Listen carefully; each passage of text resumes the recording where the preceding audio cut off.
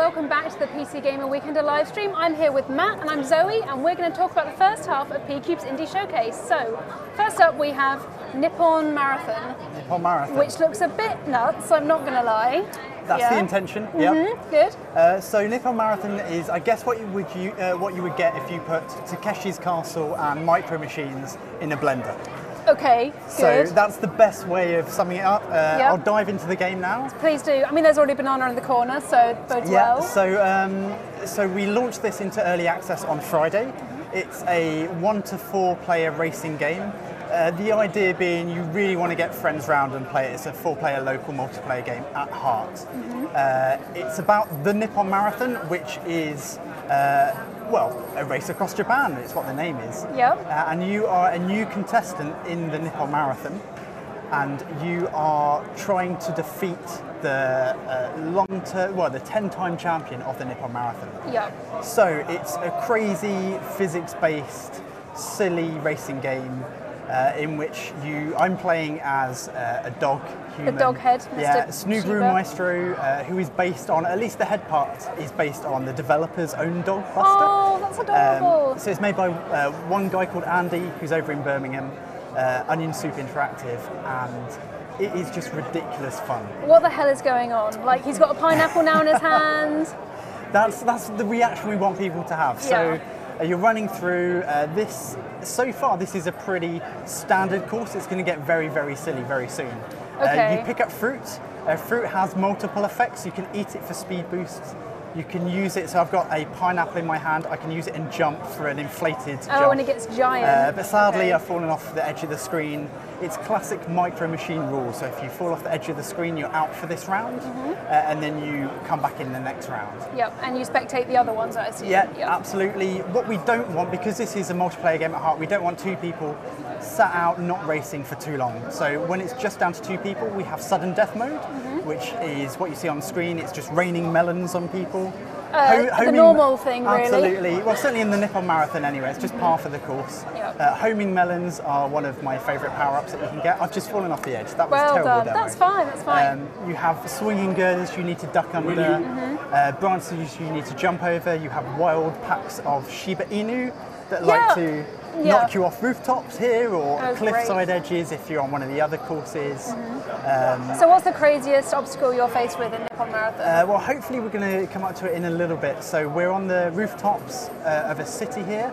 This is the Ichiba supermarket suite, this level. And there is a giant Ferris wheel.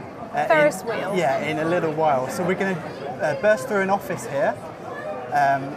Classic action movie style. Absolutely, a bit of Die Hard going on here. We can see exactly what we make of loot boxes in the corner there on the whiteboard. We'll run past that. Not very happy about that, obviously. There is a boardroom with Shiba Inu. This is the weirdest game I've ever seen. Good. Which is a good thing.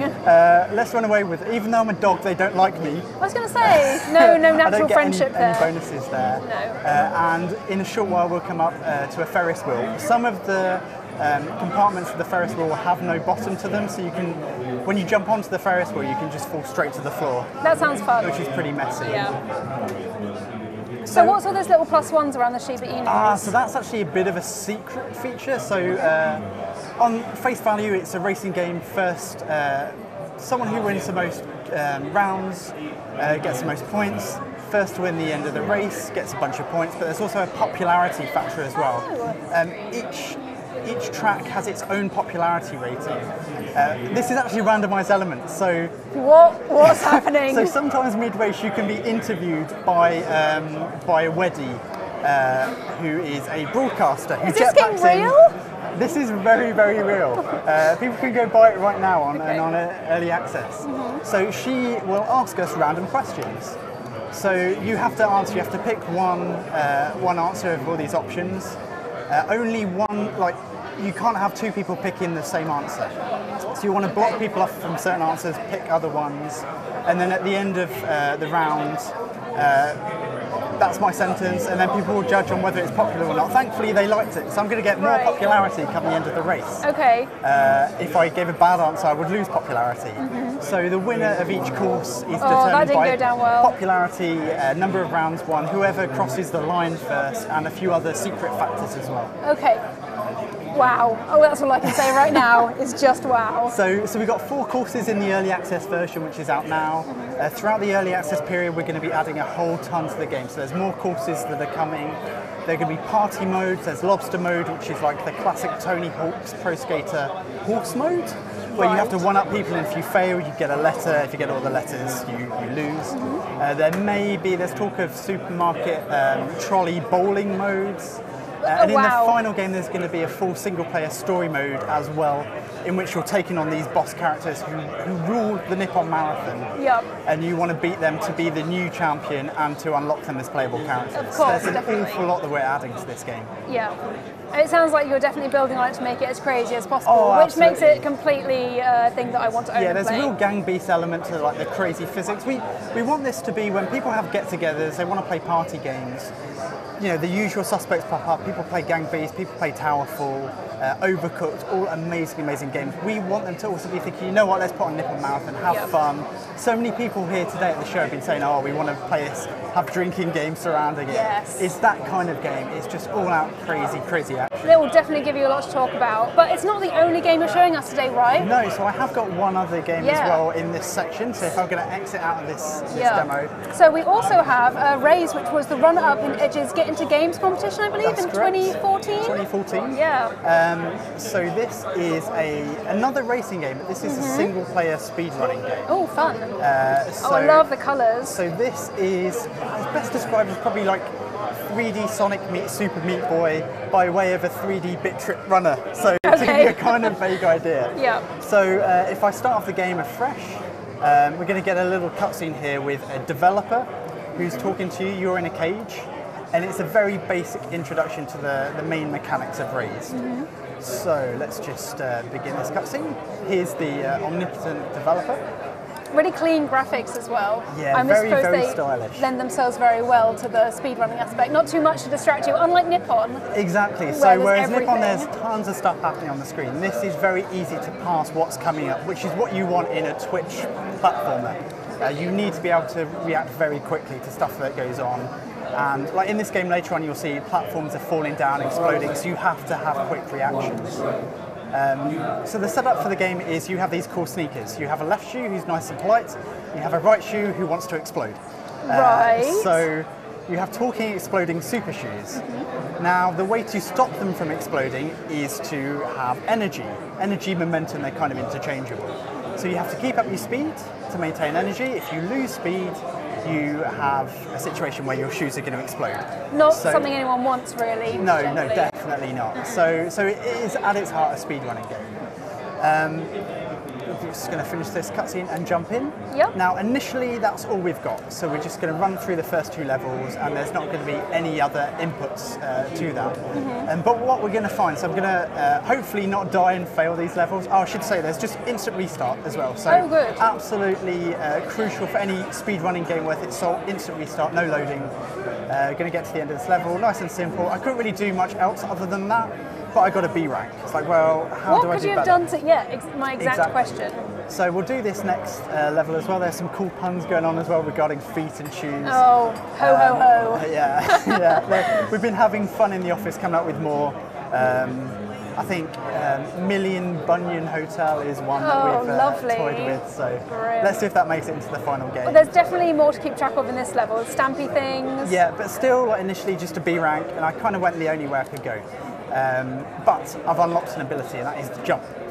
So, Digby the Cobbler is putting jump ability into my shoes, which is really cool, which means I can now do a bit more in the levels that I've played and in the levels that are coming up. And as it happens, like the deeper you go into the game, the more abilities that you unlock. The idea being not only will you get to explore more complex levels with these abilities, but you can go back, explore previous levels in ways that you couldn't before. And those B ranks can turn to A ranks, can turn to S ranks, and so on. Amazing. So it's a speedrunning game that has mileage, like going forward, unlocking new stuff, but also letting you revisit older areas to have crazy shortcuts and complete levels in like the blink of an eye. Yeah. So I noticed that when you're running, your energy goes down when you're not in midair. So you really have to use jump skills and stuff quite carefully. Yeah, so actually jumping depletes energy, so I can't just jump. Okay. I can jump once, and I've got to build up the energy again to jump again. Now I can collect. So these little crystals here, they power up my energy. So I need to be getting those to enable me to jump between these platforms. Without them, I can't. That's very messy. Let's start again. That's right. Instant quick restart. That's what you want. That's what it's there for. Yeah. But you can also get upgrades, and upgrades will allow you to jump and use less energy when you do so. So I'm going to quit out of here, and I'm going to go back to an earlier level. Oh no, I don't know where the upgrade is on this stuff. I picked the wrong one. That's all right. That's fine. Just do a score. See if we get a higher ranking. In fact, no, I'm not going to be able to get the upgrade on this one. But that's good. At the end of the level, I'll jump into the second one and get the upgrade. And what that's going to do? Well, that's fine. It's showing us what happens if your energy gets low. I'm going to quit out. Go back to this one. Yep. And I know that there is towards the end an upgrade ability. So you can really go back and get the most out of each level. With so I can shave off that corner. So that's a few precious hundredths of a second I've saved there. This is a very tight turn, so I'll probably mess it up again. If I get that, and now this is going to say, oh, you've got an upgrade ability. If you get 3 of these, I've got 2 now, then my jump's going to use up less energy. So you want to keep revisiting older levels with new skills in order to get more out of them and to get better rankings. There will of course be online leaderboards, and also download ghosts of your friends' runs, so that it's all about one-upmanship. You want to be the one with the bragging rights. Definitely. For someone like me who spent my entire university life getting F0 records and trying to time trial as fast as possible, this game's perfect for that. So your ranking is based on how quickly you complete the level. Is there anything else that works its way into the ranking? No, it's really all about speed, and all the different abilities are going to come into play. So come the end of the game, you'll have a whole ton of different skills. You can wall run, for instance, later on. You can stomp, which blasts certain walls down to open up more shortcuts. And it's all about getting faster and faster times. It also gets very, very hard very quickly. So it's already stamping things. Oh, that was a terrible attempt. So there are lots of different worlds. Well, there are 6 different worlds, 10 levels per world, boss levels on every world, secret exits that take you to uber tough challenge levels. There's a lot of mileage in this game, and we want you to really be going over the same levels to absolutely perfect them, but to be exploring new things and thinking, I see an upgrade there, I have no idea how I reach it, but maybe after a few hours worth of play, it's like, I've got this brainwave. If I manipulate the physics in this way, I might be able to do it. So you mentioned bosses before. How exactly do you fight a boss in a speedrunning game? So let's see if I can get there. So it's on the 10th level here. The boss on this first world is going to be destroying the platforms as I move. Sounds fun. So I'm trying to avoid the platforms that he's taking out. Let's see, this will take me about another minute to get there. Right, and each one you successfully avoid means like a damage and health for him? Is that how it works? Well, getting to the end of the level is considered like defeating that boss. Okay. The boss in the first world is the developer, who's kind of, he sees you as a bug in his game that he's trying to build. So he wants to destroy you. I managed to jump over the exit there, which was amazing. It's an achievement. So he's trying to stamp you out of his code because he's not happy that you're there. And then he decides when you beat him that, actually, I'll consider you a feature in my game. Sounds familiar. This is like the easy world. This is very, very easy. The next world gets so brutally difficult that it would probably take me about 25 minutes to do one of the levels. So do you have other enemies coming your way when you're doing this, or is it mainly the environment that you have to contend with? So it's mainly the environment, but there are a lot of different environmental features that are going to take you out. So I mean, here is a very basic example of drills. Later on you have, when you get a blast ability, you can blow up barrels that will then tilt levels as you jump onto them, and spike balls might roll down those levels. So there are lots of moving factors like spinning lava streams. And it all sounds like a lot of stuff you don't really want to run into. Exactly. So everything in this game is designed to punish you. And so here you can see there are certain platforms that are going to be exploding. I've got to avoid it. Here we go. So we're onto the boss level now. There he is. So he's going to like stamp down, like a cashier's stamp, at certain points in the level to manipulate it, cause all these rock falls. And really you've got to be mindful of where can I avoid jumping. So there I had to like fall onto the platform rather than jump onto it, because if I didn't, I'd lose the energy and I'd die. Yep. So you've really got to be quick thinking, quick on your feet. And every level is designed to be tough the first time that you tackle it. But by the time you've got 2 or 3 more upgrades, like the tougher levels become quite simple to navigate. But there's a whole new host of levels, and they're suddenly like, how on earth am I going to defeat these? So the developer obviously doesn't like you that much to start off with, but he does like you a little bit more later on. Is there like any story to this? Like, will you get to see it develop as you go on? So that's one of the surprises we want to still sit on for now. Okay. So at the moment this is the first time anyone has really seen this game. So we brought it to the weekend for the first time to show it in public. Lucky us. We haven't formally announced it, so consider this the formal introduction to Razed. Ah, exclusive. That's why I like to hear. It's coming out like later in the summer, so we've still got a few months left of development. I say the full game is going to be 6 worlds long, with lots of extra secrets and challenges. Those online leaderboards really going to tap into the speedrunners like me who are obsessed over time trials, want to rinse every last like 100th of a second out of their runs. Completely, to kind of go back into work the next day and say, just beating your time, what are you going to do Did about it, now you've got to try again. Absolutely. Yeah.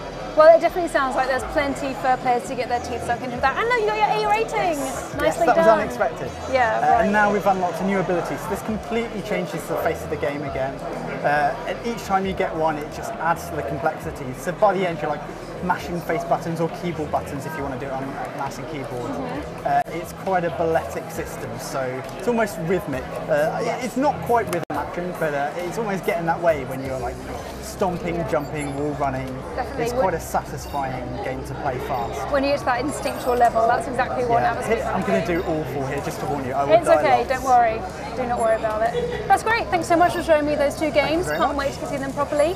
So in the next segment, we'll have the second half of the PCube Indie Showcase. Tune in 10 minutes to see it in action.